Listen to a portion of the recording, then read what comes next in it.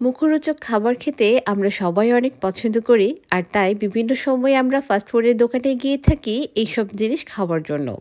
কিন্তু আমরা যদি বাসায় একটু অল্প খরচে এগুলো বানাতে পারি তাহলে কিন্তু অনেক বেশি ভালো হয়। আর চলুন আজকে আমি আপনাদের সাথে শেয়ার করব এমন একটা রেসিপি যেটা আপনারা বাসায় বানাতে পারবেন খুব অল্প কিছু খরচে এবং অল্প সময়ের মধ্যে। চলুন দেখে নেওয়া যাক। আজকে আমি বানাবো চিকেন শর্মা।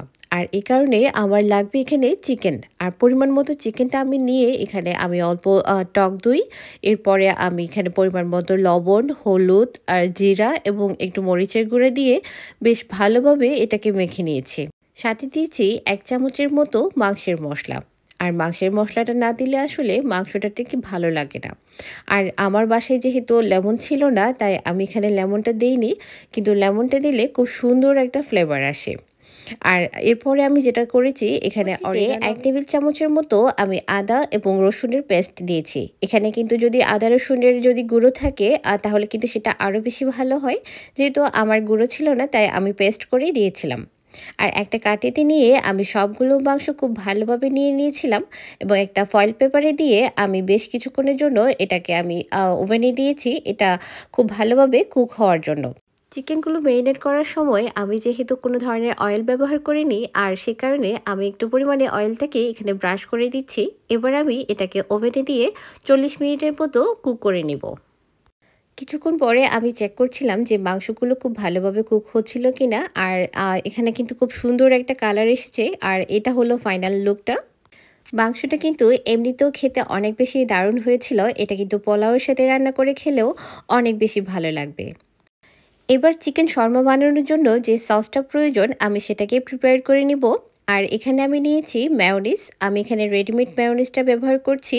আর সাথে দিয়েছি অল্প একটু কেচাপ, সাথে আমি একটু করে পেঁয়াজ কুচি দিয়েছি এবং পরিমাণ মতো একটু লবণ দিয়ে বেশ ভালোভাবে আমি এটাকে মেখে নিয়েছি। পরবর্তীতেও আমি অল্প পরিমাণে এখানে রসুন পেস্ট দিয়েছি। আসলে পেস্ট না দিয়ে এখানে গার্লিক এবং অনিয়নের যে পাউডারগুলো পাওয়া যায় সেগুলো ব্যবহার করলে আরও বেশি ভালো হয়। সবগুলো উপকরণ আমার রেডি। এবার কিন্তু আমার ফাইনাল কাজটা শুরু।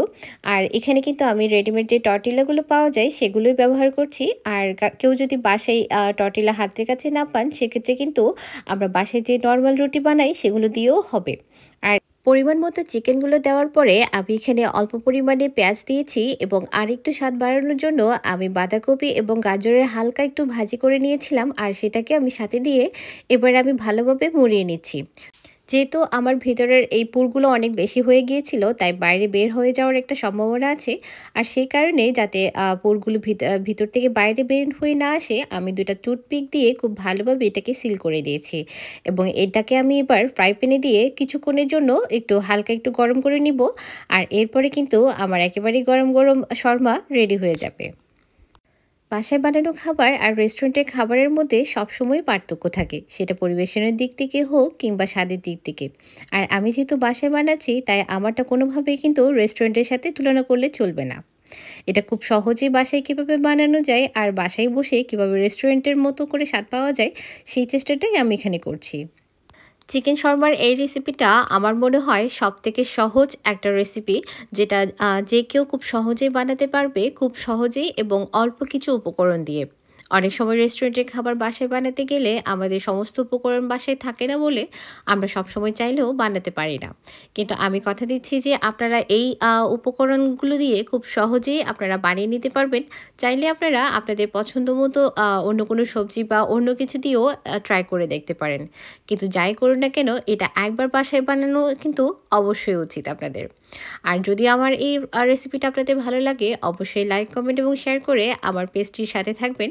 সবাই ভালো থাকুন, সুন্দর থাকুন আর সুস্থ থাকুন। দেখা হবে পরের কোনো ভিডিওতে।